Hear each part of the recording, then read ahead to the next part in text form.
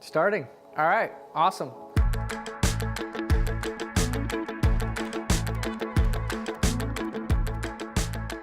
Welcome back. My name's Clayton Chapman, and today we are making one of my favorite kitchen staples. This is a recipe that I've been making for years called tomato confit, and they're going to be the most delicious tomatoes you've ever had in your entire life.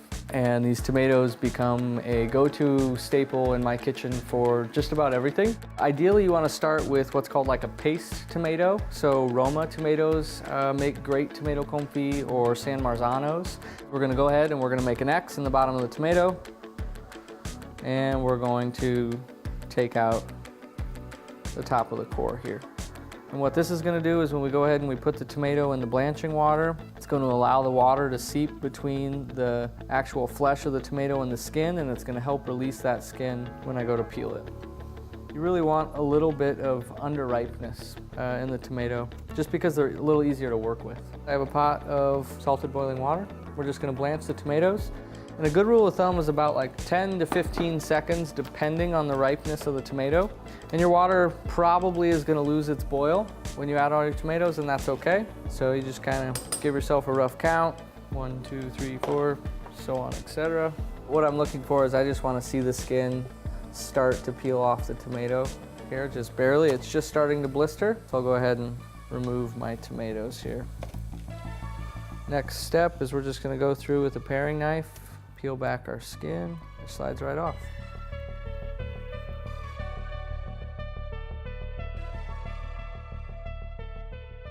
All right, tomatoes are peeled.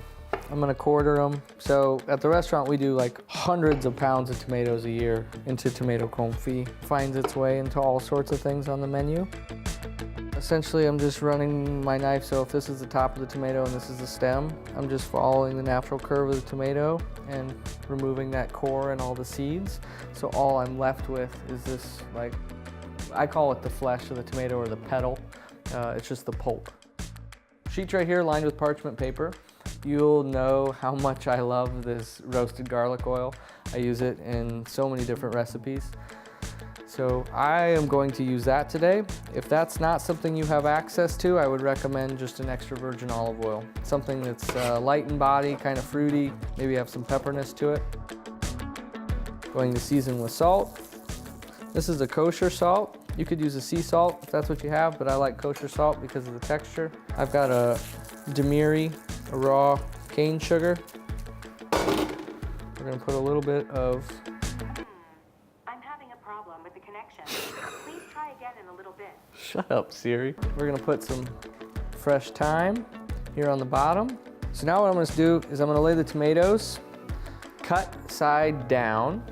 As the water starts to evaporate in the oven, they're gonna release steam. That's going to come out of the bottom of the tomato.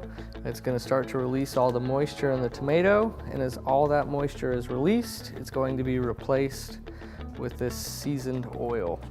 We're gonna put thyme, garlic, oil, salt, and sugar on the top. But you wanna make sure that you use your oil first.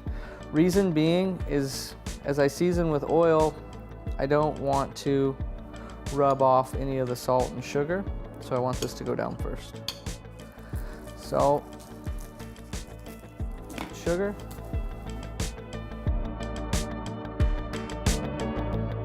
Next step, take fresh garlic, just give it a light smash to peel that outer skin.